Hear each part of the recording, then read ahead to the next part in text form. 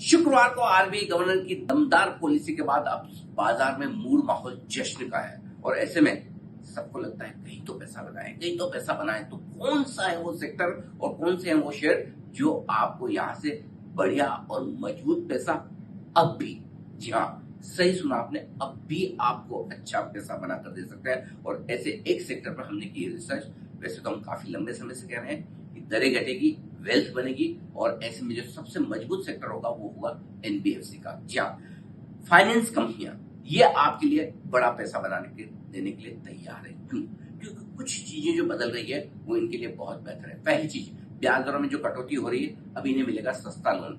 इनका बिजनेस क्या है? बैंक से पैसा लेना उधार, किसी और को उधार देना। बीच में जो मार्जिन है, जो ज्यादा ब्याज मिलता है, वो इनकी कमाई है। तो बैंक से अब इन्हें तुरंत 1% रेट कट हो गए, 3 महीनों में सस्ता लोन मिलेगा।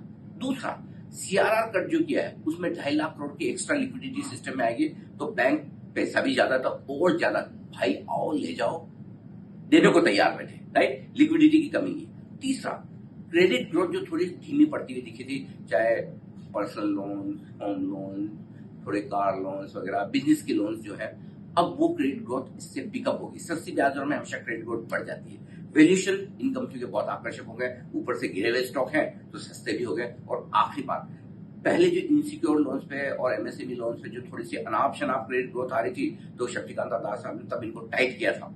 अब धीमे धीमे नए गवर्नर उस सारे रेस्ट्रिक्शंस को हटा रहे हैं, कम कर रहे हैं, क्योंकि एनबीएफसी को अकल आ गई कि अनाप शनाप लोन किसी को नहीं बांटने।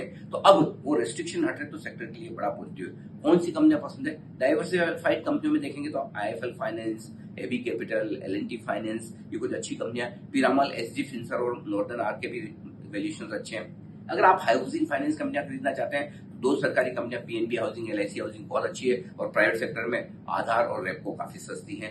गोल्ड फाइनेंस कंपनियों में बताइए आपको, आईएफएल फाइनेंस और मनप्पुरम हमें बहुत पसंद है। मुथूट भी ठीक है, थोड़ा महंगा है बट ठीक है। इसके अलावा आप बड़ी कंपनियों में श्रीराम फाइनेंस और चोला फाइनेंस आप खरीद सकते हैं। लेकिन छोटी कंपनियां खरीदनी है तो इंडोस्टार और फ्यूजन माइक्रो, जहां पर प्रोमोटर प्राइवेट इक्विटी फंड है, अच्छी कंपनियां, ये आप खरीद सकते हैं। इनमें से कई सारी एनबीएफसी ऐसी होगी जो अगले 2-3 साल में दुगना से ज्यादा होने की ताकत रखती है। चूज योर स्टॉक, और लेकिन एनबीएफसी में रहिए ओवरवेट पैसा लगाकर मजबूती के साथ।